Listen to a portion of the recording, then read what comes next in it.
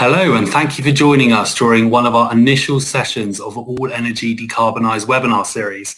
I am Peter Blore, the Events Director, and we are delighted that so many of you have taken the time to join us here today on what would have been the original dates and the 20th anniversary of the All Energy Decarbonised exhibition and conference at the SEC in Glasgow. Now, unfortunately, we could not be together at the venue this week. However, we are tremendously excited to bring the renewable and low carbon energy community closer together with the launch of our new webinar series, which we are very pleased to announce will be running monthly, bringing our community closer together throughout the year and delivering high quality content to stimulate inspiration, new connections and innovation within the industry. Now, throughout the series, we encourage you to ask questions directly to our speakers who will be responding back to you. To actively engage in the live polls during our webinars as they provide our presenters with vital industry feedback. We would also like you to approach us if you're interested in speaking during future sessions and have an interest in sponsoring the webinar series or would like to obtain more information regarding attendance at our All Energy Decarbonised exhibition and conference later this year. After our webinars, we will be sending out a post-webinar survey and would highly appreciate your feedback. A special thank you must go to our sponsor, the Scottish Government, alongside our three chairs, Matt Smith, Nigel Holmes and Dr. Keith MacLean, who have been instrumental in delivering our initial sessions in this series, alongside our brilliant speakers who have taken their valuable time to join us. Being our 20th anniversary, I would also like to provide a special mention and thank you to the All Energy co-founder Judith Patton, because without her starting the event all those years ago and continually sourcing excellent content and connections, we would not be here together today. Lastly, and during these unprecedented times, I would like to finish by wishing you all and your family good health and well-being. We very much look forward to meeting you all again soon, face-to-face in the near future. I will now pass you over to our chair speakers, so please enjoy the content and engage. Thank you once again for joining us.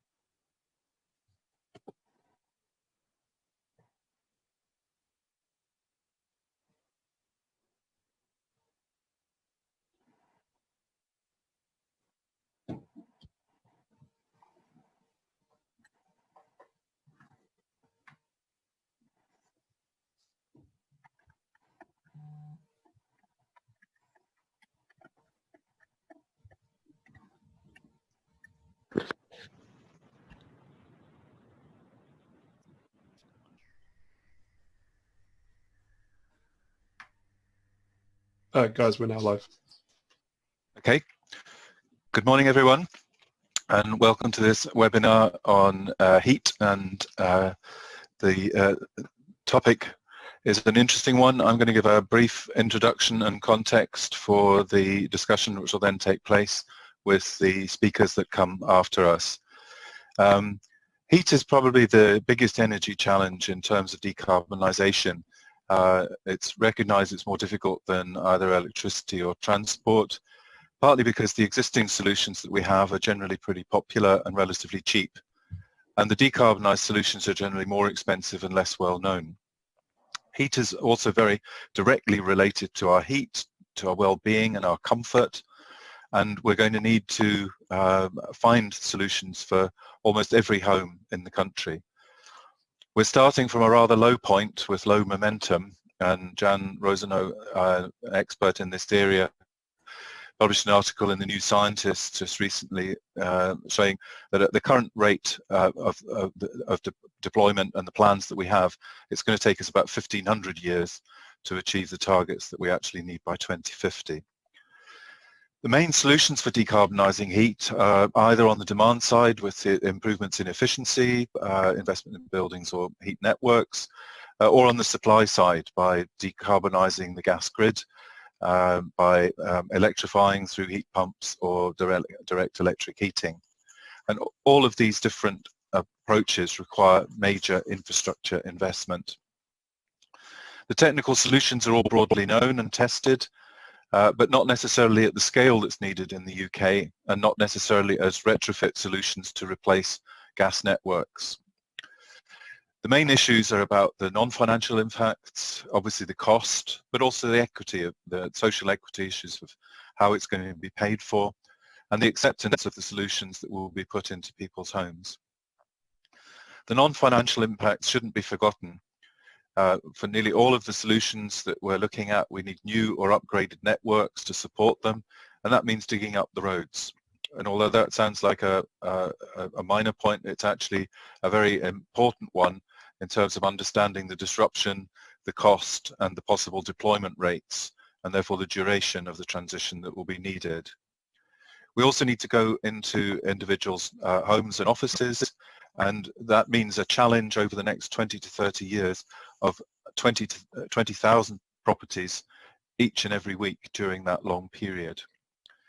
Now, just some comparisons for the scale of that retrofit challenge. We've been replacing the iron mains in the gas networks now over a long period of time, and that has effectively provided new distribution gas networks to about 14,000 buildings per week, and that's over a 30-year program. For energy efficiency measures, we had the CERT and CESS programs, which got up to, at the high point, about 30,000 measures per week, but that only was over a couple of year period. And its replacement, the ECO, has only been achieving about 4,000 measures per week over a 5-year period, and the domestic renewable heat incentive has managed only about 200 per week. So that is well short of the 20,000 that we need to get to. In terms of the solutions, there's no real silver bullet, no single solution or winning technology, and that's partly because we have such a wide range of housing types, occupation patterns, demand requirements, the existing heating systems that are in place, the geography and the social needs that have to be met through what is being done. Now, if we look at the main focus of today's discussions, which are about supply-side solutions, we need to think about what will generate the heat, whether that's going to come from some form of decarbonised gas, bioenergy, or low-carbon electricity. We have to think about how it will be stored, transported, and distributed, whether it's through gas pipes, electric cables, hot water, or steam pipes. And we also have to think about how we can make this happen. It's not an overnight thing, it's something that's going to go on for a long time and requires a lot of decisions to be made. One other thing to remember when we're discussing this is that it's not just about space heating requirements. If we're going to find an alternative to the almost ubiquitous gas networks, then we need to think about solutions for hot water and cooking as well as space heating. And it's worth remembering that although in a fairly large older property, maybe the hot water is only 10 to 15% of the needs, in a modern smaller flat, the hot water probably represents more than half of the heating requirement in the property. So that needs to be thought about as well. Focusing in on district heating, it has potential advantages which we'll explore today in terms of the efficiency in the production and storage of heat. It's a central heat production, which means that changing out the heat source over time can be done in a manner that doesn't necessarily involve the same disruption that would be necessary in doing it in thousands and thousands of individual properties. But it's not low carbon per se, and it is important that we understand that putting in district heating has to be accompanied by putting in low carbon sources of heat generation, which hasn't necessarily been the case so far in the UK. What we're also going to examine is the suitability of district heating. whether it's more or less expensive, more or less than carbon intense than gas boilers. We need to look at whether it's able to serve all of the different needs that I've talked about, managing the different consumption patterns, housing types, and so on.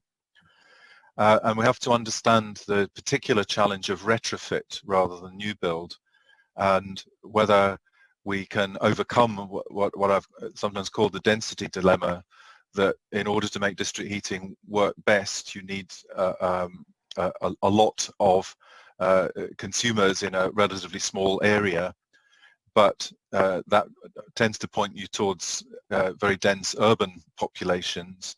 But digging up the roads and putting in the infrastructure for district heating in that sort of environment is probably not where you would naturally start to do it. So where are the best places? Where are the optimum places for putting it in? And we also need to understand where that generation is going to come from.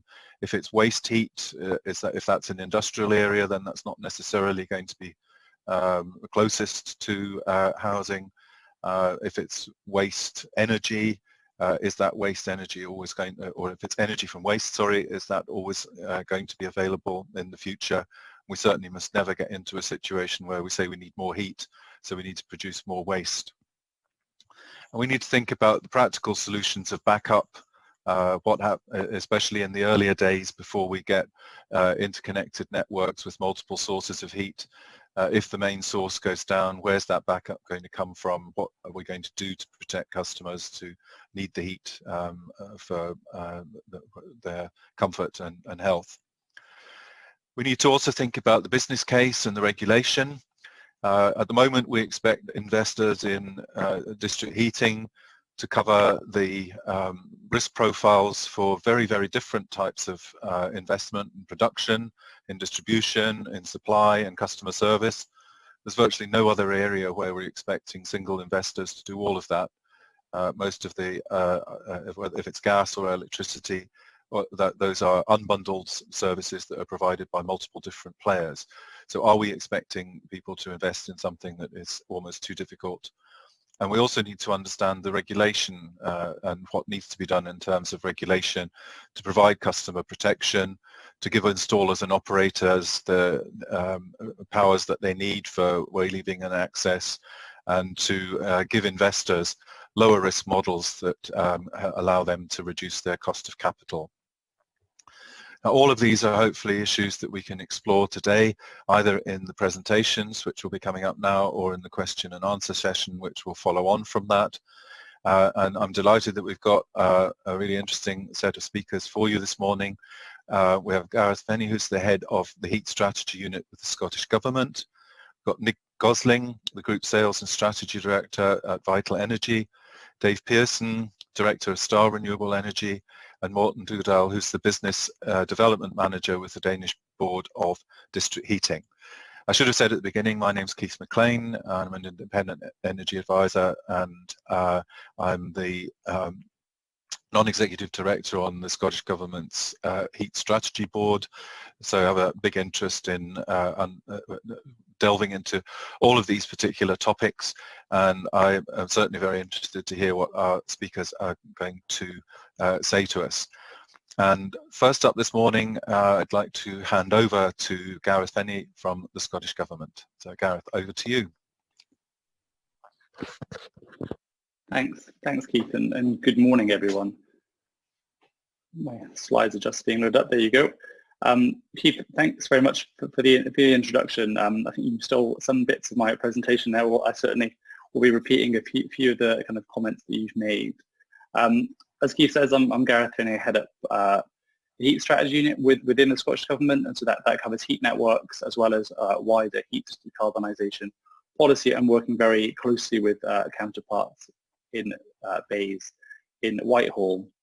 And this is a cross-UK challenge, and the Scottish Government and the Scottish Parliament don't have all of the powers within its gift to fully decarbonise the heat system in Scotland. Before I kind of get into my slides, very pleased that All Energy has been able to go ahead in this virtual format. So thank you to the All Energy team for making this happen, and then for inviting me to speak here today. I'm going to cover off a few things in the presentation. First of all, I'm keen to very much set the scene as to the scale of the challenge and what we face on heat decarbonisation here in Scotland, and I'll quickly then go on to talk about the Heat Networks Scotland Bill, which was introduced to the Scottish Parliament at the beginning of March, which is our first kind of step into regulating the heat network sector here in Scotland. Next slide, please. So first of all, just a quick bit of background on the Climate Change Act 2019. So this is the second Climate Change Act passed by the Scottish Parliament. It was passed back in September last year, and it strengthened the existing target. So it's set a new net zero target for 2045. That's 5 years ahead of the UK's 2050 net zero target. It also set some interim targets. So there's a 90% reduction target by 2040 and a 75% target for 2030. So very, very ambitious targets, and that means a lot of effort is needed across all sectors of the economy here in Scotland, and the heat being a big part of that. I've quickly kind of jotted down some thoughts on what that might mean in terms of heating buildings. That endpoint there, on the far side of the slide, we need to get emissions from heating our buildings to very near zero at the point of use by around 2040, and certainly ahead of 2045 to meet that net zero and 90% reduction targets. And that means, over the 15 years before that, we need at-scale deployment. Keith was kind of setting out the scale of the challenge across the UK. It's certainly a significant challenge to scale up deployment very quickly and roll that out. And so the next kind of 5 years, I think, is very much important to focus on, getting the policy frameworks in place, strengthening that regulatory environment, increasing deployment, and focusing on those strategic technologies and building that supply chain capacity in that period. So next slide. In terms of where our heat comes from now, I think many of you listening will already be very aware that in the UK a significant proportion of our heat already comes from natural gas, and that's the main source of our heating, combined with electricity. It's very much, I think, in second place for domestically heated homes, domestic properties in Scotland, followed by heating or LPG and biomass. In terms of overall heat demand, that has been falling over the last decade or so, very much driven by energy efficiency measures and improvements to gas boilers, which are now more efficient, so using much less energy. So the heat demand is falling with some annual fluctuations, but I think we've got a long way to go, and there's a lot to be done on energy efficiency as well as on the heat supply side. So just moving on to the next slide. So what will the heat supply look like in the future? I think it's safe to say, in the future, the heat supply will be very different. It's probably going to be much more diverse than what it is than it is currently. But I think, as Keith said, and it's very much worth reiterating this point, there is no silver bullet to decarbonising heat. We're going to have to tailor solutions to different areas, deal with the uncertainty that exists within the system at the moment as we pilot and demonstrate different technologies. And I think as the various pathways are developed, electrification using heat pumps, a hydrogen-based system, or a hybrid that kind of combines the two, the heat networks will very much have a role within both those systems. And I think you will see different solutions being developed in different parts of the country, tailored to the specific needs of those populations and the building stock in those areas. I think Keith obviously has mentioned a number of the challenges that we face in terms of decarbonisation. I think, as Keith said, this is a big financial investment. I think the CCCs, I've put some numbers on it, and I think in Scotland it's probably about 2.5 billion per annum. That's the peak investment cost that's needed. I think that we need to do much more detailed kind of modelling and technical feasibility to understand those numbers, but it's a big financial investment into the future and over the next 2 decades. Lots of impacts on the networks. They're going to need to be understood and need to be upgraded. And there's the questions around acceptability, as Keith mentioned. How do we engage property owners, households, and how do we take them on this journey? Make sure they're getting a heating system that's of equal quality to what they already have now, and it's easy to use and easy to control. There's also the issues of cost and who pays. You know, are costs going to be higher in the future in terms of the upfront capital costs? What do maintenance costs looks like, and what are the running costs? So these are all kind of factors that need to be weighed up as we kind of move forward. Over the medium term, for the Scottish Government, I think we've very much committed to focusing on the areas within our control and where we can have influence. So I guess our no and low regrets areas are the energy efficiency improvements that we very much need to see right across the building stock here in Scotland and indeed across the UK's. On heat network development in those heat dense areas that Keith was talking about, so in those urban areas. Renewable and low carbon heat in off gas areas, you know, where you it's less uncertain in terms of what technology might come down the line in terms of waiting on demonstration and deployment of hydrogen, and also working in the new build sector and working with developers to move this forward. And the Scottish Government has proposals for new standards to come in from 2024. Just at the very bottom there, I thought I had a quick nod back to the title of this session. What's the role of heat networks in the future? I think they certainly have a role to play. I think currently we have about 1% of heat delivered by heat networks in Scotland. Some of the estimates that we've seen to date suggest that could go up to between 7 and 10%, but there certainly is a possibility of going further with a very favourable policy environment, also with the advent of newer fifth generation networks and further innovation. Next slide, please. Just wanted to kind of drill down right now on kind of heat networks and what the Scottish approach to heat networks is, and some of the support and policy that we'll put in place. We're strengthening regulation. I'll talk a little bit more about the bill in a moment, but I just kind of wanted to quickly canter through some of the other things that we're doing. There's heat networks planning and zoning. We've done a lot of work with local authorities in Scotland to start to identify where heat networks may be deployed, and that there's various funding and finance available, and there's support in place for projects on the ground, largely through the low carbon infrastructure programme, but also the district heating loan fund, and there's a wider support available as well. The budget this year confirmed the existing 50% relief will remain in existence until 2032, so hopefully that gives that longer term certainty around the relief rates for non-domestic rates that the sector have been asking for, and that will be introduced in regulation through Parliament this year, and that will come into force very shortly. And then there's obviously work ongoing with the National Planning Framework to revise that this year, and that's a real opportunity to strengthen planning policy in terms of heat network development, and planning policy around heat network development, but also heat decarbonisation more generally. Onto my kind of penultimate slide now, so next slide, please. Just less than 2 minutes now, Gareth. That's great, thanks, Keith. In terms of the Heat Networks Bill, this is just a very quick overview of what's in that bill. I'd encourage you to all have a look at the bill. The call for evidence is live at the moment. It's with the Scottish Parliament. The bill includes 8 parts. It covers a range of different issues, from licensing and consenting to ensure network operators and developers are fit and proper and the right controls are in place. Also, we can tie it in with longer-term objectives around decarbonisation, but also fuel poverty and other socioeconomic objectives, and also to make sure we're taking that strategic approach to development so that the networks can grow and develop.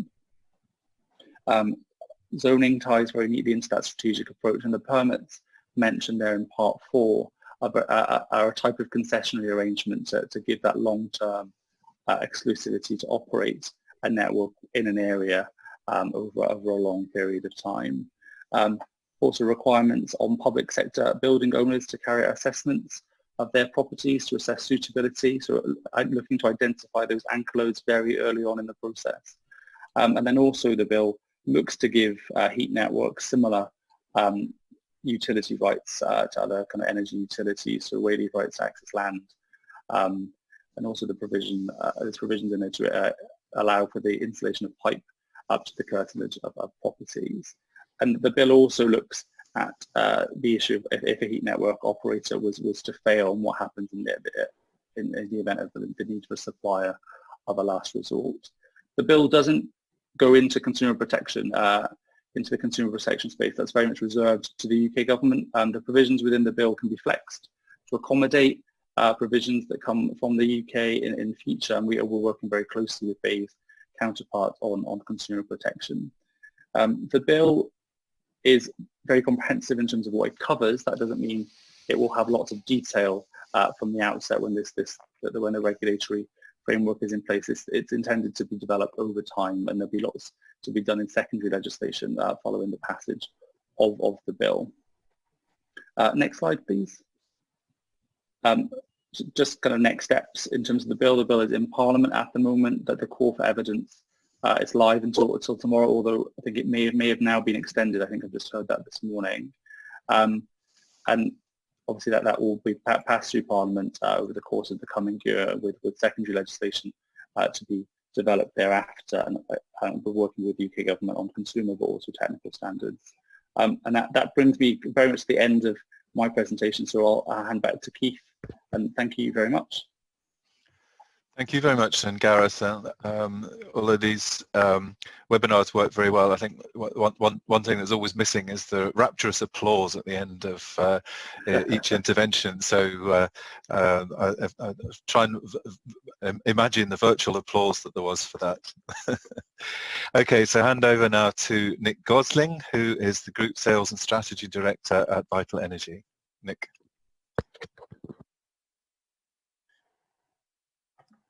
Thank you, Keith. I'm hoping that I'm now sharing some slides. Let me just see. Can you see those? Yes, those are all very clear. Thank you. Okay, great. Well, good morning, everyone, and thank you, Keith, for your very thorough and comprehensive introduction, and thanks, Gareth, for your slides. Very interesting, and in fact, you've answered some of the questions that I've raised in my slides in due course, so that's very useful. Anyway, good morning. Nick Gosling from Vital Energy. Vital Energy designs, builds, operates and maintains district heating networks across the country. And on my front slide, I'm very pleased to show a view from the Quay development, which is a scheme that we're currently building with water source heat pumps, taking energy from the River Clyde and boosting that up using style refrigeration heat pumps to serve a community heating network. My presentation today is not really going to focus much on Queen's Quay, but I do have a slide at the end that provides a brief photographic update on progress. So I'll talk about that in due course. So just moving on to my next slide. The question that was posed is low carbon heat. Are heat networks the answer? And the particular objectives that were set for the presentation were around delivering cleaner air and economic growth and stimulating sustainable recovery post-COVID. And those are both very valid and important questions to ask today. But I think the underlying theme of the presentation and of the speakers that you'll hear today is around meeting the Climate Change Act commitments that Keith and Gareth have just very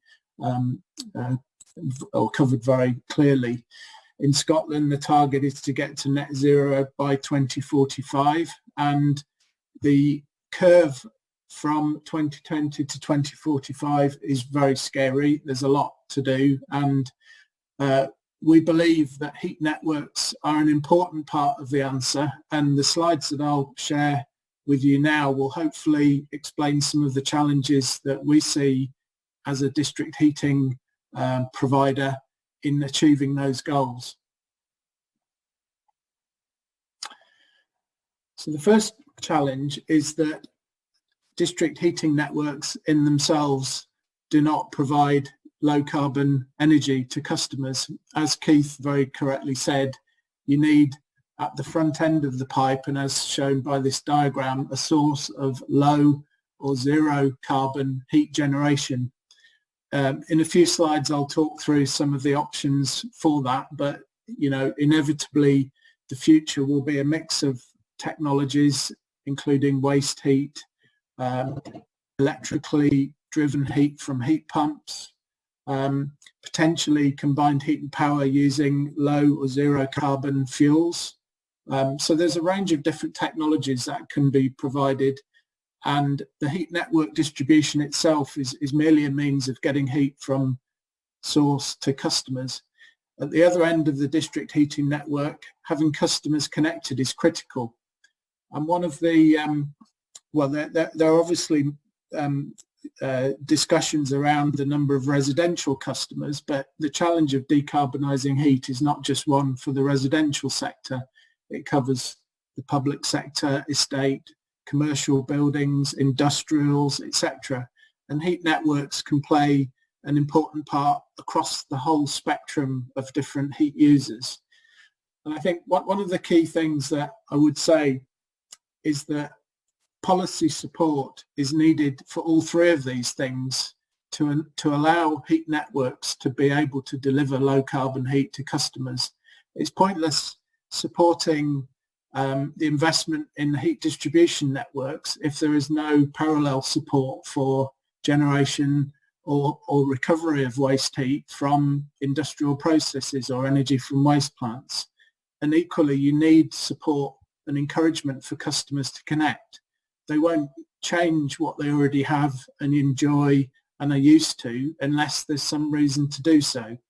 So in the next couple of slides, I'll talk about some of the policy support that we believe is necessary, many of which are already in course, and Scottish Government and the wider UK Government have the ambitions to achieve net zero, and indeed the contractual commitment through the Climate Change Act. But we don't yet have the full policy framework needed. So just trying to build on that theme. So short term, what do we need? I produced these slides before the recent announcement on the extension of the RHI tariff guarantee. So I was really pleased to put a very small green tick against that. I think the fact that projects have been given an extended period to complete construction is absolutely critical, given the delays that have been experienced through COVID. And I think also the additional essentially 1 year period of extended tariff guarantee is very welcome. We would have liked more, and I think there is still in our mind a big risk of a cliff edge, because RHI provides a really critical financial support to low carbon schemes, and without it the schemes won't happen.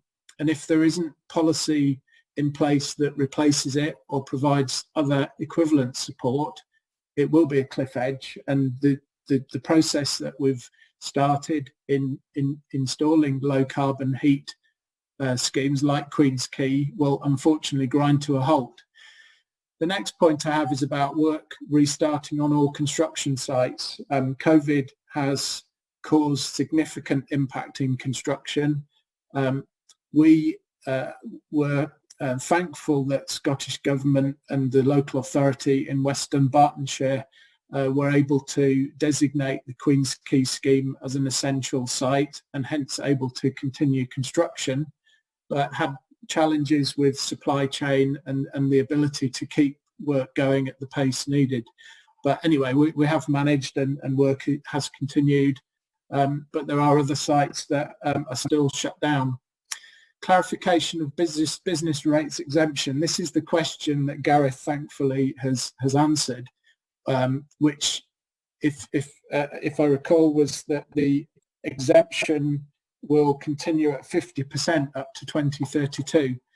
That still leaves, I think, an uneven playing field for district heating. When heat network infrastructure is valued from a business rates perspective, the cost on business rates is still significantly higher than would be experienced with other utilities.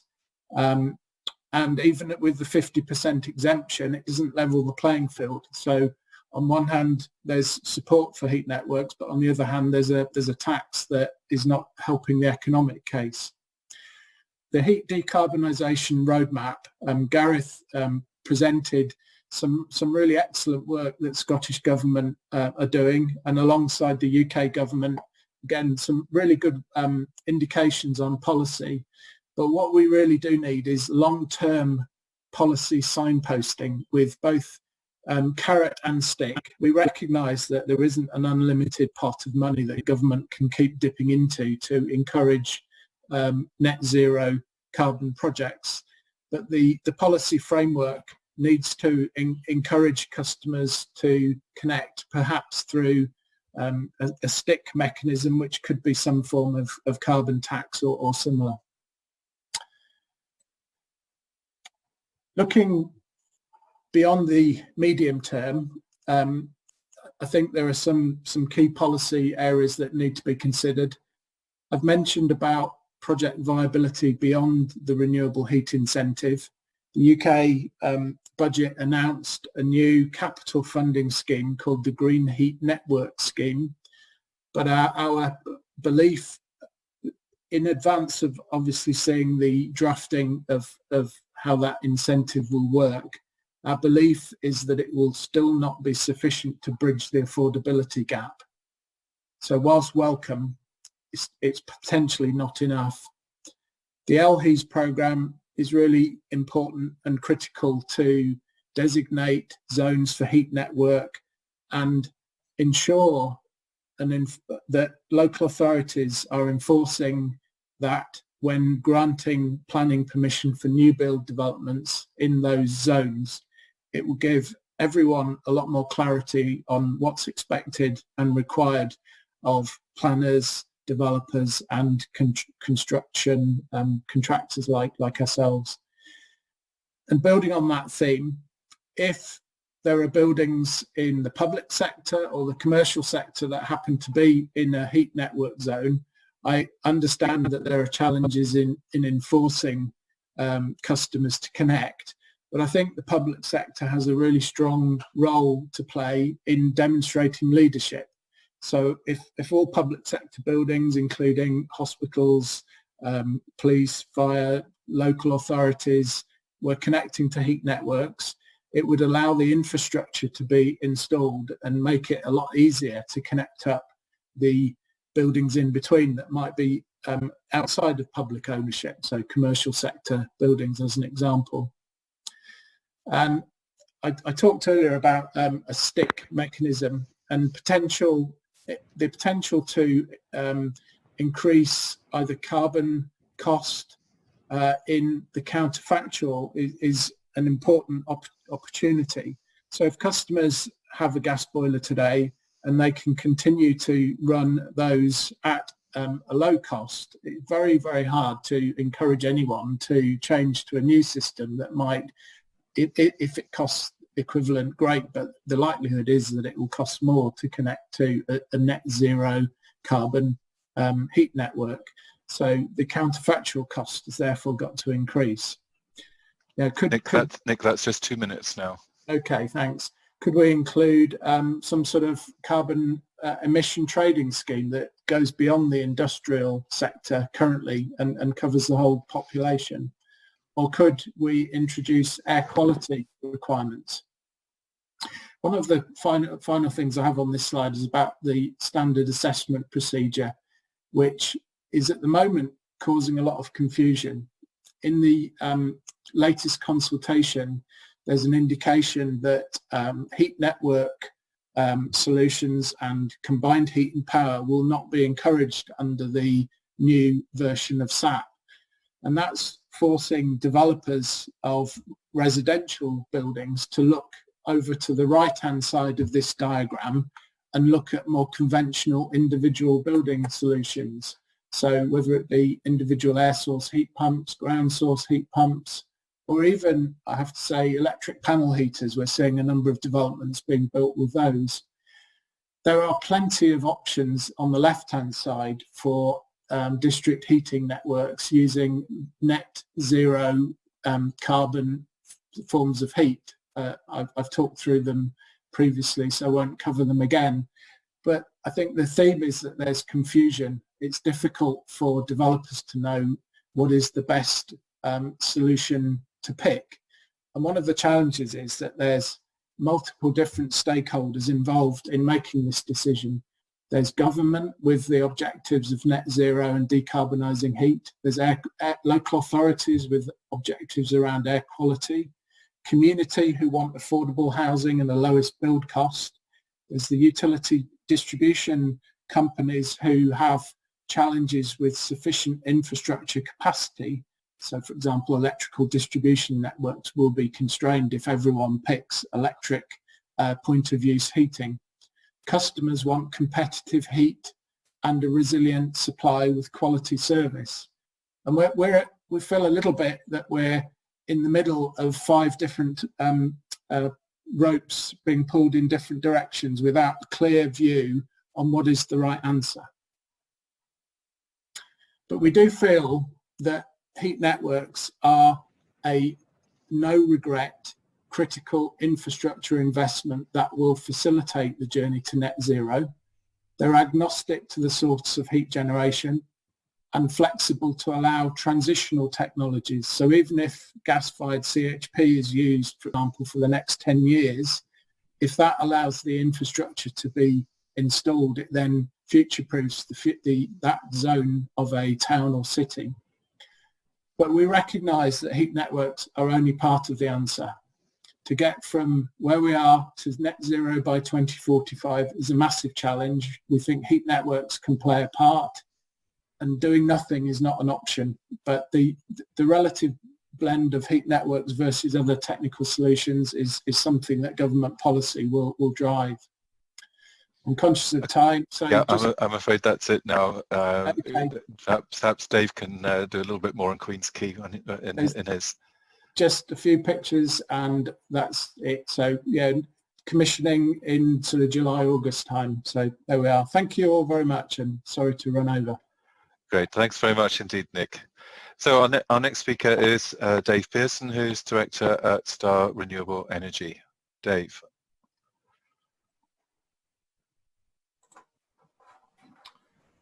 Okay, good morning. So are heat networks the answer? Lots in that, as the first 2 speakers have already said, and I'll pick over some of that as well. But really, I think we keep hearing about roadmaps, and I think actually what we want to try and do is think about the destination view. What's the view when we get to the destination?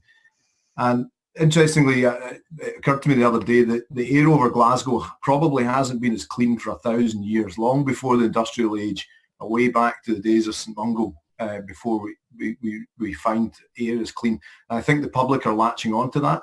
I also think obviously the other topic of the day is a recovery from the current crisis, and I think local jobs clearly is the thing. So in this destination view, where we want, all of these, frankly, I don't think anybody can argue against them, about energy efficiency and supply security and smart grids, about how we integrate with other factors going on. Less imports, of course. The UK is increasingly importing fossil fuel. You kind of pick out the middle two around clean air and local jobs. And so what we're looking for is something that gives us that sort of solution. But really, what's stopping us in there? And it's climate change. A quick overview on where we're at with that is largely carbon dioxide. There's other stuff going on as well, but largely carbon dioxide is the problem. And reasons for that, when we look at it, obviously transport is the topical one at the moment.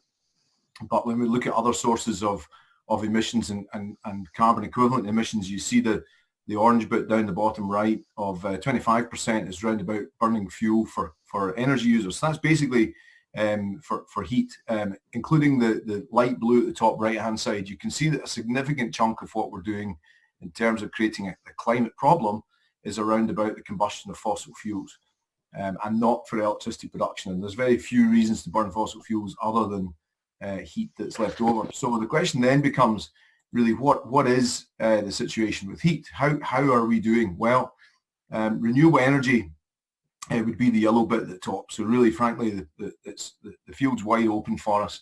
Bioenergy is a significant chunk across Europe, and thinking over that and sustainability and so on is something that's become quite topical. But again, we can see the non-renewable energy slice is the big chunk. So if we're aiming at heat from gas, we're aiming at the biggest chunk of the problem that's stopping us getting to this destination that we want.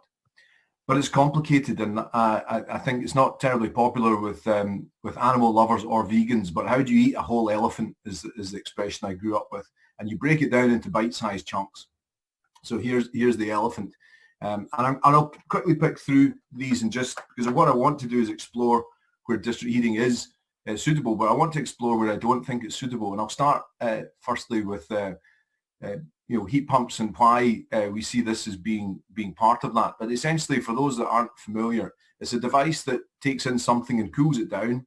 Through the addition of electricity to drive the compressor, we end up moving that low-grade heat over to the right-hand side and warming it up and getting heat at certainly over 80 degrees. The schemes running now in Europe that are up at 150 degrees. So back in 2008, when I first got interested in this, I was meeting people and they're saying, heat pumps don't go above 45 degrees. Thankfully, I don't hear as many of them these days. So where do we get to the first ones? So this is a brand new house. Can't remember where I pinched this picture from. And you'll see I've planted some tulips of what we want the destination to look like down in the front garden there. But that's the easy stuff. We just need to decide not to put gas into these sort of things. So that, I don't think, is district heating per se. It's not high enough density. District heating is all about how many kilowatt hours of heat can you sell per meter of pipe. And that is not really a good solution. They're too far apart, and the demand for heat in a brand new house is really pretty low compared to the existing building stock. So it's all about the older stuff is really the takeaway from this. But the new stuff, just do it. Just somebody decide that that's what we're going to do. And we're hearing that, 2045, no gas in new build houses. Frankly, I would do it much earlier because there's probably going to be a planning lag between wherever that line in the sand is and where we get to. So a house fairly typical around Glasgow, and I stay in a fairly similar house. And again, you can see I've planted some tulips in the front garden there. But the right-hand side of this property is the interesting bit. There's the gas box there. My house still has a gas box, but there's nothing in it. I've taken it away and put an individual ground source heat pump on the driveway, and my house is now gas-free. I've done it. People said it wasn't possible, but it's been done. So again, I don't think necessarily in relatively low density areas, relatively high demand compared to the previous one, but I just don't think it's where we'll see district heating appearing. What we do need, though, going back over what some of Nick said, is some of the policy. Frankly, the idea that a homeowner is going to borrow or have or spend 10 or 20,000 pounds, however much the price is, to deploy a heat pump. I personally chose a ground source heat pump because it will last much longer. The bore in the ground, which is 250 metres straight down in the front driveway, that will last 40 years. The cost equates to about £4.32 per week. So I certainly wasn't going to worry about that, other than the fact it's now in my mortgage. But the market isn't there. We need different business models. And this is something that's come through already from the other speakers. Business model is really important. For me, it's about heat as a service. The homeowner wants to hand over the responsibility of achieving this destination across to another company. And we're beginning to see that. Interesting comments from Centrica in the last couple of days about them moving into heat pumps. So there's the biggest purveyor of gas in the UK moving into heat pumps. So the big guns are arriving, is what I said in LinkedIn around that. Another segment, just before we move on, this is meant to represent industry, and we're doing some interesting stuff around whiskey distillation. But if you can put heat in the bottom here at around about 120 degrees and take the heat back out up here at around about 70 degrees, you've got a if you like, heat recycling system, and that reduces the fossil fuel content by around about 80% of the whiskey process, and that's a massive opportunity in Scotland. So, but again, I don't really see that connecting to district heating. District heating ought not to be at 120 degrees. So where is the district heating question? And as I say, it's always good to frame what the challenge is. It's round about relatively new areas of a city on the top left. It's round about the older parts of the city in the tenements, and higher density, but really very, very dispersed ownership. And that's the really key problem. And then the city centre. So we got thinking around this and thought, well, how do we go about addressing the city centre? And whether it's new zones, and I'm a massive fan of the stuff we're seeing coming through government, I think it's absolutely some of the right steps, and I'll come on to some of the others, but it's absolutely the right way to approach this. But it really comes down to the question of what comes first, district heating or customers? And frankly, the notion, whether it's £10 million, £100 million or £1 billion, nobody is going to invest in district heating unless they're certain that they're going to be selling heat from it. So heat surety is the key thing from this. But in order to ponder whether one of these buildings would want to buy heat from the district heating network, we had to work out roughly how much might it cost and roughly what might it look like. So it's about creating a demand with low emissions. Personally, I would use the air quality legislation, that it's the devolved power, and I'd be thinking similar to the way that we've seen city centres approach this in terms of transport, and saying if you're a building inside the city centre, you now have an obligation to reduce your NOx emissions down towards zero by 2030 or 2045. There's different numbers floating about, but that's significant.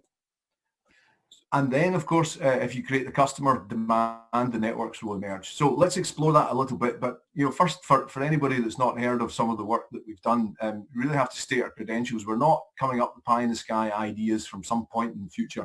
This is a picture from 2011. We were asked by a town in Norway to decarbonise their district heating by taking water out of the fjord. We did it. It gets an efficiency higher than was expected by about 20%. And they're now providing over 85% of the heat from this energy station zero carbon. So zero carbon electricity from hydro into big heat pumps, and you get zero carbon heat. And it's a pretty good opportunity for them. So 2010, this was installed, and it's 2045 ready, even though it's 10 years old. And I think that's pretty good credentials.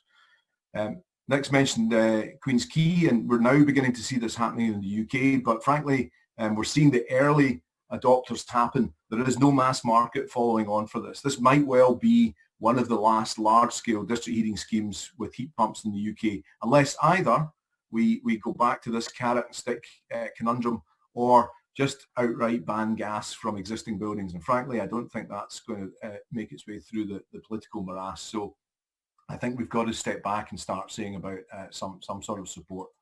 So what does this look like? Queen's Quay, it's the former John Brown site. There it is there, cleared and being rebuilt. And there's the other pictures, and I'll skip through them. The kit that came from our factory in Glasgow. So very much a jobs element in this. But these units, even in the UK, they will be around about a 70% reduction in carbon compared to burning gas. And take a more favourable Scottish grid electricity content, and it's potentially much lower than that already. But they get better going forwards. So back to this question of what does district heating look like in these central schemes. So we decided to do some extra homework, a little bit swotty. The teacher hadn't asked us to do this, but we partnered up with a couple of companies, Mini-BEMS, who are quite good at optimizing district heating, and ComSoft, who are quite good at visualizing heat demand and mapping. And really we said, well, the river running through Glasgow probably could support around about 200 megawatts of heat demand. So that's a really pretty big size, but is it big enough? And one of the early questions went into that, and we came up with a couple of comments on that. But really this slide is very much about what this question really boils down to. What makes district energy happen over and over, not just once because it's had some super funding, but happens is, how do you make it normal?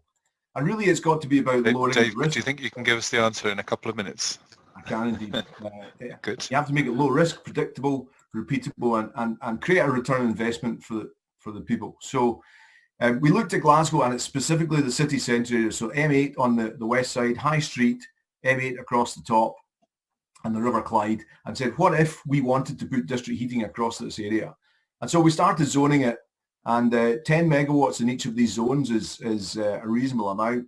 The red dots, incidentally, are hotels, which are a really good customer for district heating because lots of heat demand, particularly for hot water. Yellow dots are some really big office buildings. Green dot is Scottish Power, and that's an interesting thing because the big utilities will have to come in and play in the heat game as well. And we mapped it all out and said, what would it cost? What would it look like? Each of the tiny little dots is a heat customer, and the software gives us opportunities to put pricing for district heating networks. Interestingly, in all of this, 82% of the cost of district heating in that area comes down to pipes in the ground and the heat source being river source heat pumps in this case. And it was a relatively modest number, around about 85 million in total for deploying this. And that certainly doesn't strike me as too scary.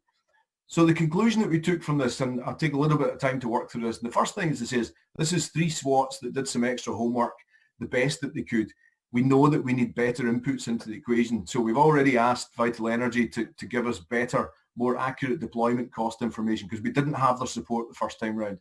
Another company from Glasgow, IES, are really good at modelling the heat demand for cities. They actually helped some students that work with me for Glasgow University. All of Glasgow University and showed there was enough heat in the River Kelvin to heat Glasgow University. So the software is really super. But what does 100 million look like for Glasgow? And how much heat? Well, it's around about 200 gigawatt hours per year.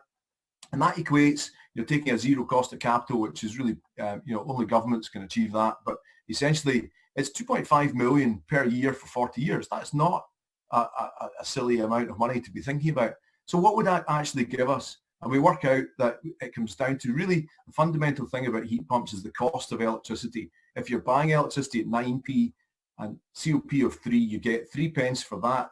The cost of the capital is about 1.25 pence for that. So we're basically saying we can do heat in the city for between 4.25 and 3.25. Again, we have to go back around this and make the bit better. But I promise you, if you knock on the door of any of the buildings in the centre of Glasgow and say, please would you buy heat at 3.25 to 4.25 pence, even though it's low carbon, even though it's super duper and has no NOx emissions associated with it, they will not buy from that.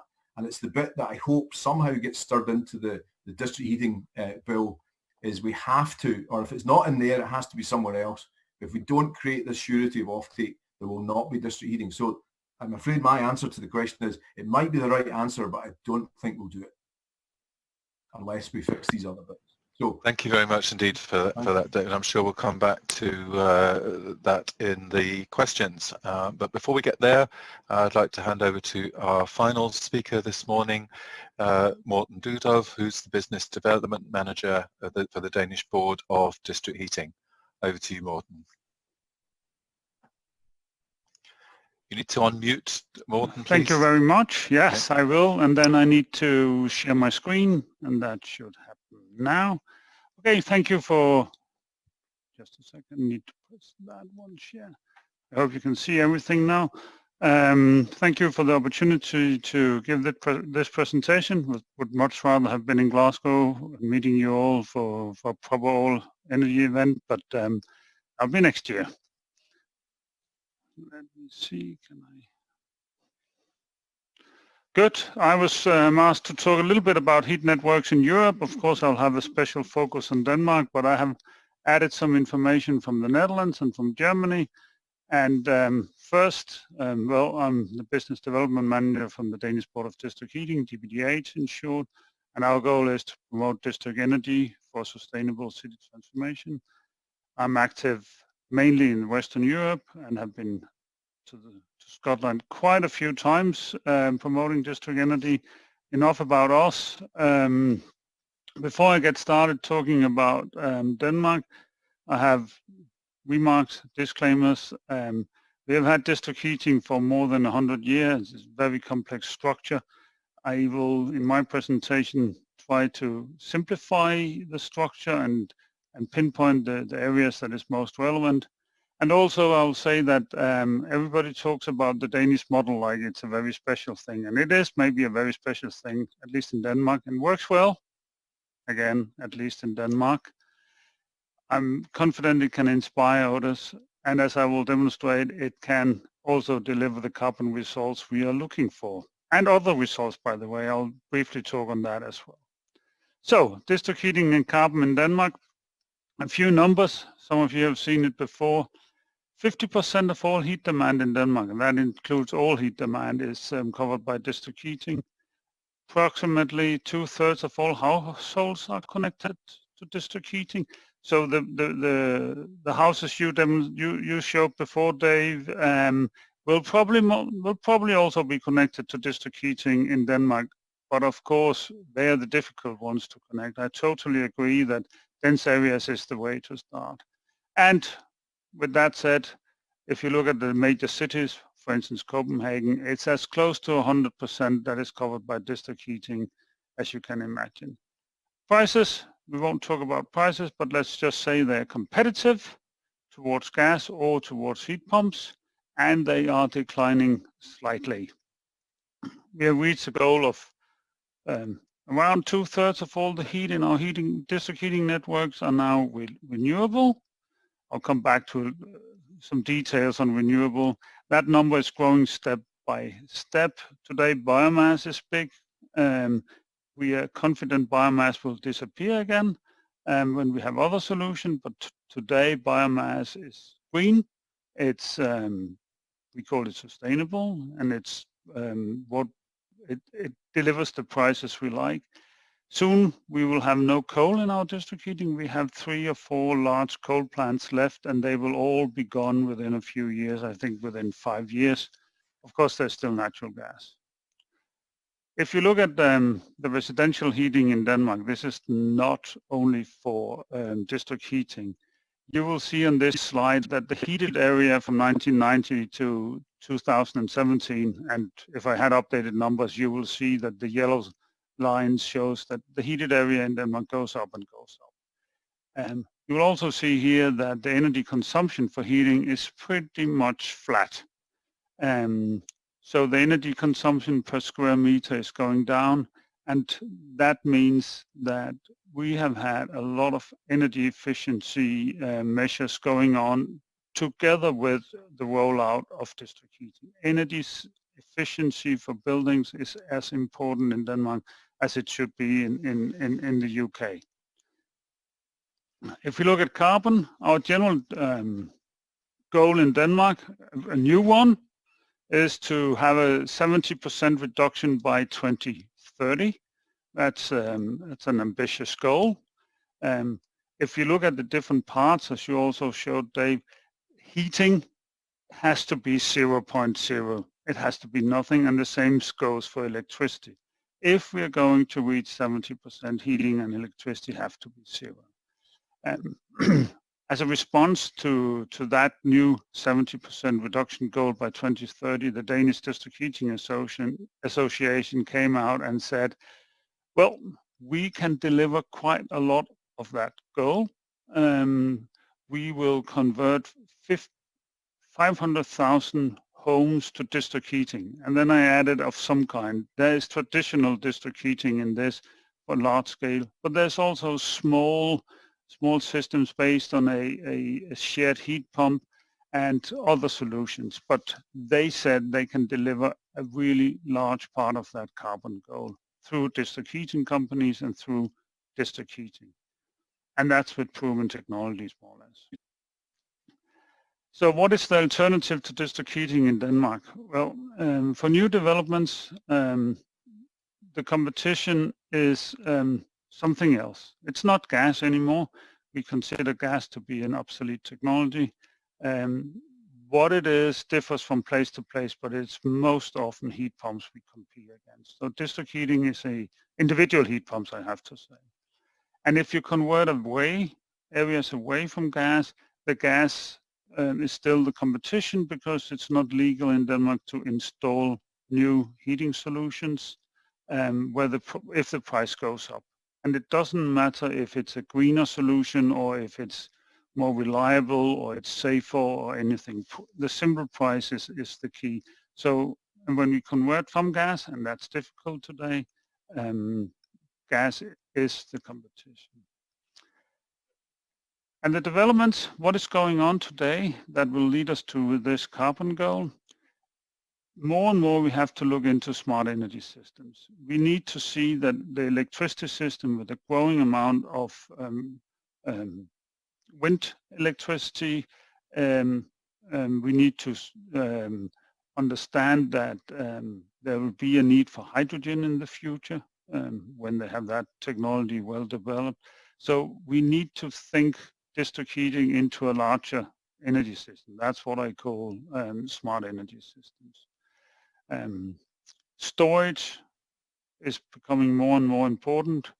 Mega site storage, really, really large. Some of you have seen pictures like the one you have here of really large storages. In the future, this will be small. We are looking at 800,000 cubic meter of storage systems right now. Not planned to be built, but they are in the design phase. industrial surplus heat and any other surplus heat we can find will be more and more important because it's kind of carbon free because it's used heat. We are looking into all kind of sustainable solutions. Can we integrate households even more? Can we manage households on how they consume heat?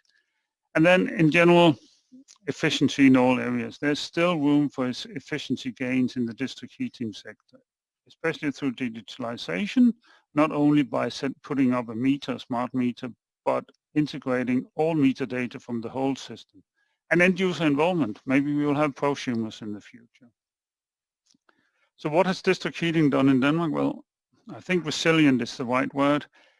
Through the years, it has managed to adapt to new green requirement and keeping the price down. First, it was from oil to coal and gas, then from coal and gas to what I call green solutions. Biomass was really big here. And now we see a change from green to sustainable, and we will see much more geothermal, we will see solar, we will see surplus heat, we will see integration of electricity and other sources that may come up. So it's a proven technology that continues to develop, and it's the cheapest option for cities. I haven't proven that here, I just mentioned it a few times, but if you ask the university guys from Heat, who made Heat Roadmap Europe, they have actually proven that in the cities, district heating is the cheapest option. Let me give you a few examples from abroad. In this case, abroad means Germany and the Netherlands. Morten, just a couple of minutes left, if you can fit that in, please. Yes, a couple of minutes is fine. Thank you.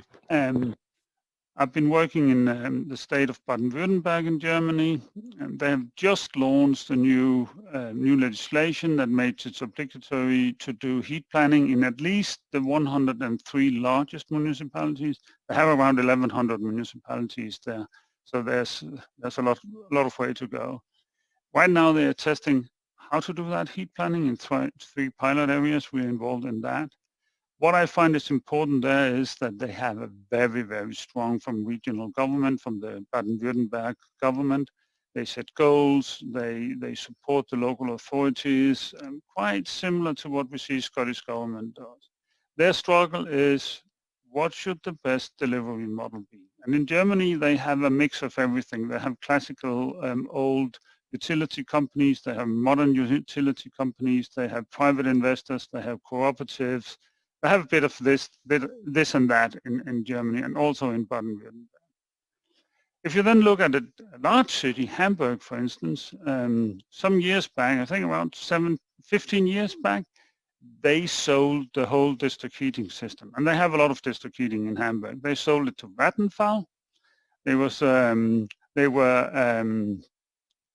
apparently not too satisfied, so there was a referendum. And they decided to buy back from Vattenfall. That happened last year. There was an agreement to buy back from Vattenfall to a new modern utility company in the city last year. The price was around 950 million euros. That's the last number I've heard. That's a lot of money. And you can ask why did Hamburg do that? Simply because they wanted to be in charge of and control their critical infrastructure. That was the main reason for that. So they have decided on the delivery model now. They were in one delivery model, then they went private, now they went back to the city. If you look at the Netherlands, they have, some say 9%, some say less than 9% district heating, but they have a lot of gas for sure. They have that gas field up north in the Netherlands. That has just, their own production have been banned. They had earthquakes up in the north part of the Netherlands to an extent that they came to a tipping point, and now they have banned gas production, and it will happen, I think, 3-4 years from now. What are they looking at? Well, they have that gas infrastructure. They would like to use that. So they're looking into hydrogen. They're also looking very much into district heating. They have ideas about doing hydrogen and not combining it with district heating. I don't understand that because hydrogen production produces so much surplus heat that might be an obvious opportunity. They have a heat law under development. It's not come as far as the Scottish one, but it will soon be out for hearing. And again, the problem is they are also struggling to determine what is the best delivery model. What is the business model? Who's going to own? Who's going to benefit from district heating? And there's no conclusion from the Netherlands, but in general, and that's my last slide now, Keith, heat is needed also in the future. We have increasing demand for comfort. We are building more and more area, or more and more square meters. And if you look at what we have done in Denmark and what I think they did in Germany and the Netherlands is they have been good at defining goals and opportunities and then think really long term. It's a long-term investment. David, you mentioned 40 years or something. They are thinking citywide. They are to a certain degree thinking smart system. And they have acknowledged what you said, Keith, in the beginning. There's no one technology that fixes everything. And I have to admit, it's not even district heating. But district heating is definitely a part of that. And with that, thank you. Morten, thank you very much, and once again thank you to all of the speakers. We now have just under 20 minutes for some questions that we've got from the audience. Thank you to the audience members for posting their questions. Apologies that will not necessarily get through all of them. I'll just pick one or two that are of as much general interest as possible. I have one here which is referring to the point that both Nick and Dave mentioned about the surety of supply connections for heat network developers and how much that is a key requirement. The question then is, does the heat network bill go far enough to give teeth to deliver these aims, or should we have a heat law as in Denmark? Perhaps start with Nick and on that one. Can you unmute, please, Nick? Yes, sorry. We would strongly encourage that, but I believe Scottish Government did at one point explore that as part of some of the consultations and later decided it could be construed as non-competitive and, you know, I believe, well, hopefully Gareth will give a bit more colour to this, but I believe they pulled back. But, you know, as Dave said, without customers, the heat network doesn't work. You need all three things. So we need policy that encourages all of them. And I did make the point that I think the public sector can go a long way to bridge that gap and get the heat networks installed, albeit with an economic viability that is not the ultimate output or goal. At least it gets the heat network infrastructure installed. So, just Morten, on that question of anti-competitiveness, and obviously Denmark has operated within the same EU legal environment and competition law. Are there any lessons that can be learnt for the UK and Scotland about how to deal with concerns about anti-competitiveness? Yes. Two comments. One to the previous question first. Please note, this is a heat law. It's not a district heating law. It's a general heat law we have in Denmark. So, and in that heat law, we say that the competition between different technologies is actually taking place early on in the stage. And that's why we have zoning, as you also mentioned, Gareth. And within these zones, it's determined what is the best solution.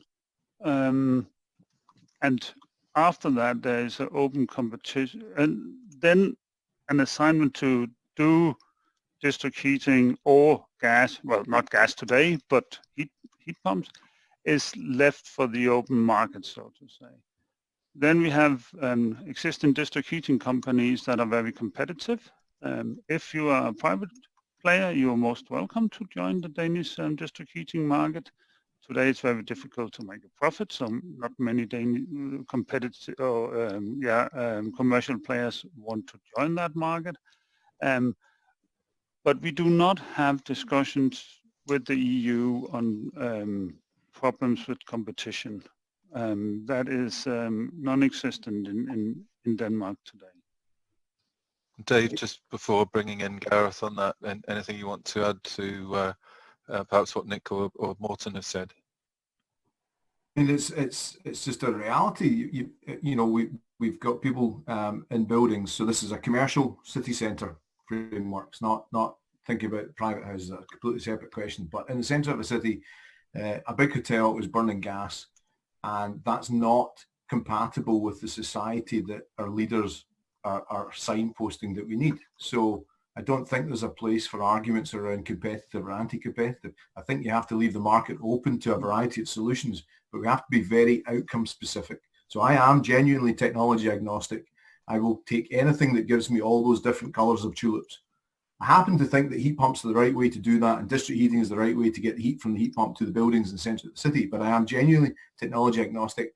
I think it is really not a sort of viable standpoint when you know, burning gas is not taking us to that outcome that we have to get to.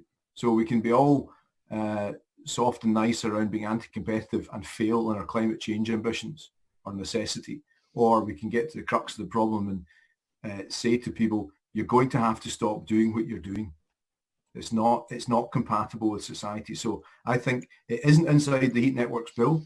I don't think it ought to be necessarily, but if we don't have something emerging in parallel very strongly and very much in line with it, there will not be any district heating. So it's a wonderful bill. It tackles 9 incredibly complicated areas, and it tackles them, broadly speaking, very well from what I understand, but it will not give us that 10th nugget, which is customers, and therefore it won't achieve what it's trying to do. Gareth, any thoughts that you'd like to add? I think all the points made are very valid, and we're very alert to the issues around kind of demand assurance and ensuring that there is that customer base, so networks can develop and are sustainable over the long term. I think some of the steps in the bill, the assessment for public sector building owners to look at whether they are suitable for a heat network to identify those anchor loads, that's one step in that direction. We are looking again at the issue of connections and assurance, but I think one of the challenges that we see in Scotland is because due to the reservation around consumer protection, it's mandating without being able to then protect the customers that you're requiring to connect to something is a challenge that we're grappling with. But we're certainly open through the parliamentary scrutiny to have those conversations, to take views and see what can be done to provide that demand assurance so we can kind of reach the outcomes that we're all kind of working towards. And on the point around kind of being technology agnostic, I think that's absolutely right. I think we need to allow the market and individuals to choose the right solutions that is fit for purpose for them and for that area. I think the public sector has a role to help plan and guide that process, but I think I don't think we should be specifying individual technologies without kind of that open and transparent process. Thanks for that. Following on from that question, somebody sent one in asking about the issue of community ownership for local heat networks and whether that can help to get round the issue and empower communities to make the investment and to join their own heat networks. And that sort of rather reminded me, I think, of examples that I'd heard of micronets from Austria, where even relatively suboptimal economic models actually still went ahead because the community was behind it, because there were relatively few people involved rather than lots and lots of people involved, and they all had a common interest and willingness to share the risk profile. So just a question there, again, Morten, is that something that you've come across, that community ownership or developments can overcome some of the problems that commercial versions have? It's definitely a solution. You're right, in Austria there's a bunch of examples of that. In Germany you see a bunch of examples of different kinds of community ownership. I think the the latest district heating company that was established in Denmark. It's a few years back because we have all the district heating companies we need more or less. That was 42 house owners in a small village that went together and made a district heating company that helped the local farmer because he had excess straw, and it helped everybody to turn the heating solution into something cheaper and greener because they were on an oil solution. So yes, it's definitely something that is worth looking into. And I know for sure that today in the Netherlands, the cooperative model is being discussed widely to find out how can ownership of the consumers actually benefit them. And remember, maybe half the heat demand delivered by district heating in Denmark are from cooperatives. But the large cities are municipal because it requires more planning power and more power in general to district heat a city. Thanks. And Gareth, local involvement in energy projects is something that the Scottish Government has promoted. Is this something that you feel could play a more significant role going forward?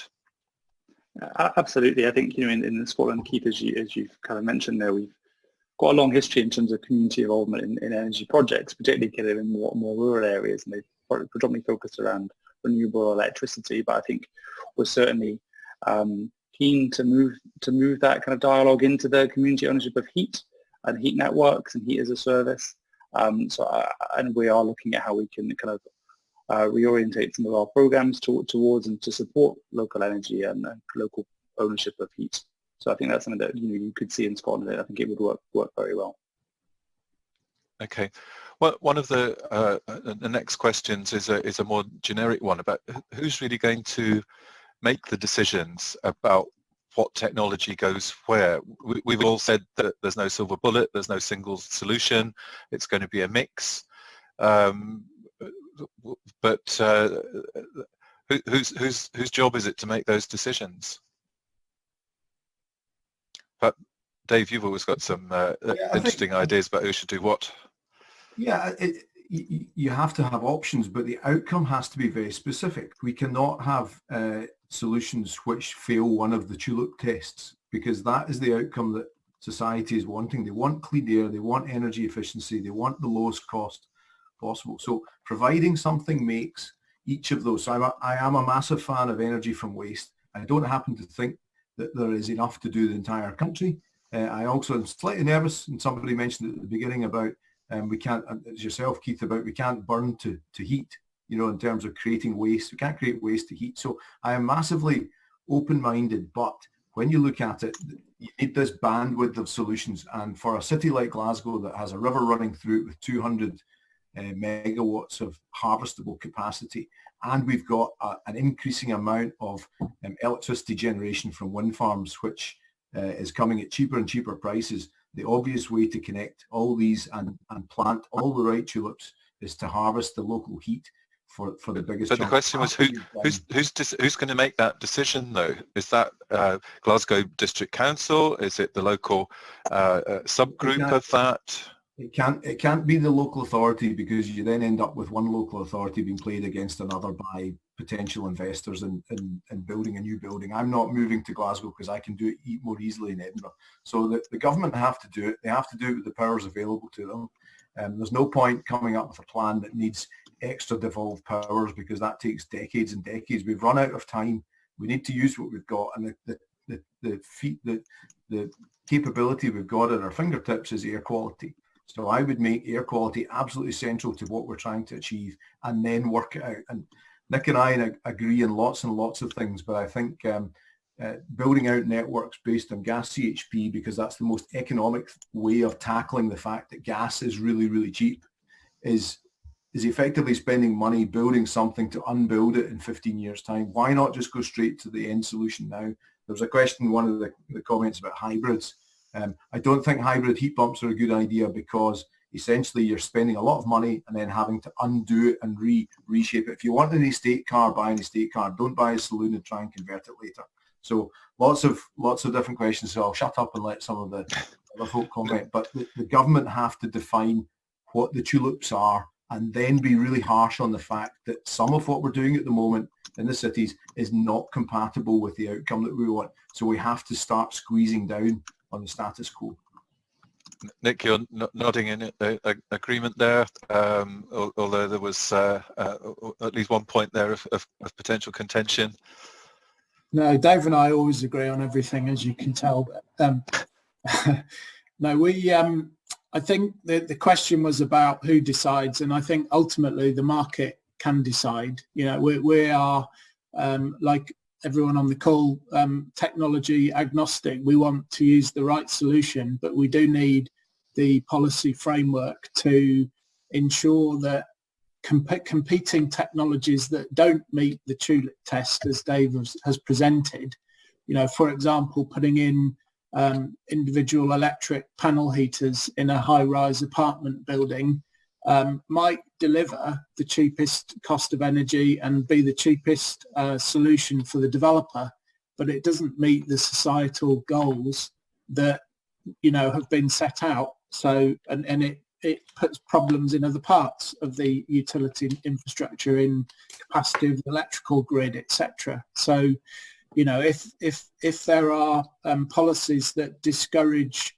the technologies that don't meet that tulip test, then the market can decide what the most appropriate solution is. And it could be water source heat pumps where water exists. It could be waste to energy. You know, we don't mind. We just want to use what's available. Thanks. Morten, you were wanting to respond there as well. Yeah, but this will be really, really short, because I agree with you. My little concern is that if we continue talking about we need to be technology agnostic, I agree 100%. For the heat source for district heating, the market should decide what is the cheapest solution. Dave, can you come up with heat pumps that make it cheaper than waste to energy? Then by all means, we should absolutely go for that.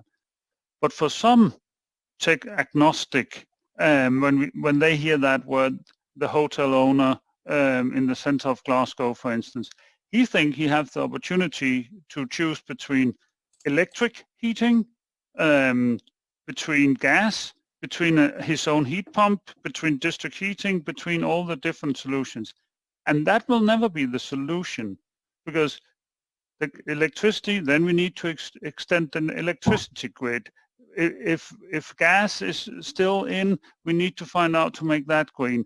So government have to decide on the main technology decisions, and thereafter we will have market competition on who can deliver the best pipes, who can deliver the best maintenance, who can deliver the cheapest heat, who can this and this and that. And that is a market situation, and I strongly believe in that. But if we don't have guidance from government, first national government, later local government, because we need to avoid Glasgow fighting Edinburgh. I don't think we can ever do that to the full extent, but we need to avoid that. Then district heating can be rolled out, and we need we need that stage, first national, then local government. Gareth, quite a lot pointing at the role of central government, which itself is an interesting challenge as to whether that's the devolved administration or the Westminster administration or some combination of the two. Just within the dying seconds, any thoughts on how we're actually going to get to that point? I think the proposal to have local heat and energy efficiency strategies covering all areas of Scotland, I think is one route to having, you know, that decision making, and that's obviously led by the public sector. That could be led. The proposal at the moment is that's led by local authorities, you know, with clear guidance on the outcomes from kind of the Scottish governments or the central government here in Scotland. But that could be done on a UK-wide scale if the UK government was so minded to do so as well.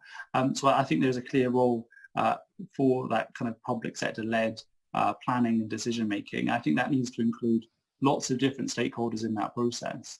You know, it needs to include the network operators, the building owners, the public, to make sure there's that buy-in. So I think there is certainly a role for the public sector to guide that and lead that decision-making process, but bringing everybody through. And I think it is about being transparent and appraising all the options. And I think Dave's right to say it's about appraising against the outcomes that you want to see and realise, and then you can design a system that delivers against those. But just going back to this point about letting the market decide, and I'll just post two examples in the past, and these are probably more relevant for the Westminster government rather than the Scottish government. But back in the 2000s, we had lets the market decide with the RO mechanism. We'll have a technology neutral approach, and then everybody went for the co-firing of biomass and onshore wind. And then suddenly the government said, well, actually that's not the answer that we wanted from the market. And then we had the RHI, and the RHI was supposed to level the playing field between all the different technologies, but everybody piled into biomass. And then, oh, well, actually that wasn't the outcome that we wanted either. So the questions weren't right, Keith. Sorry? The questions weren't right. I mean, the RHI didn't give tariff guarantees to large heat pump projects, but gave it to biomass projects. Of course, the market's going to go one way. It didn't state quite clearly the tulip that's got air quality written underneath it. So we charged down a route that we're not asking the right questions of the market. If we ask the right questions, we'll get the right outcome. That's a bit like what some of the accusations about the government position as well. That it wants the market to decide, but if it doesn't like the answer that the market comes up with, then it has to change the questions. Or that doesn't sound like it's going to create the long-term framework and certainty that investors are always talking about that they need to have if it's going to change, if the wrong answer comes out. This is why a roadmap is critical that sets out the journey to 2050 and how governments see the role of different technologies interplaying, and working together to achieve that goal. And is that something, Gareth, that the local heat and energy efficiency plans and strategies are going to deliver? I think we're still working through the piloting of those at the moment, so I think there's certainly flexibility to enable them to consider those different issues. And I think in terms of that interplay of the different technologies and how we see them unfolding and developing, I think that's something that we could look to develop, to an extent at least, in the heat policy statement that the Scottish Government is preparing at the moment. So I think I think there certainly is a role for the government, centrally and locally, to start to guide decision making around technologies and the interplay between them. Okay, well, thank you very much for that. There are so many more questions, but unfortunately, we're pretty much at the end of time. The fact that there are so many questions left would suggest maybe there's appetite for something further in this format.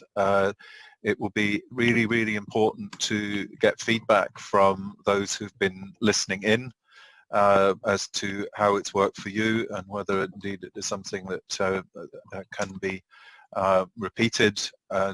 Certainly thank everybody very much for tuning in to listen today, and ask them to keep an eye on the All Energy website for news as to if and when more webinars are going to be able to be produced. Finally, just 2 words of thanks first to the Scottish Government for their sponsorship of the series, and finally to the speakers this morning for sharing their insights with the audience and answering some of the tricky questions that the audience came up with. Thank you very much to everybody, and till the next time. Goodbye. Thank you. Thank you.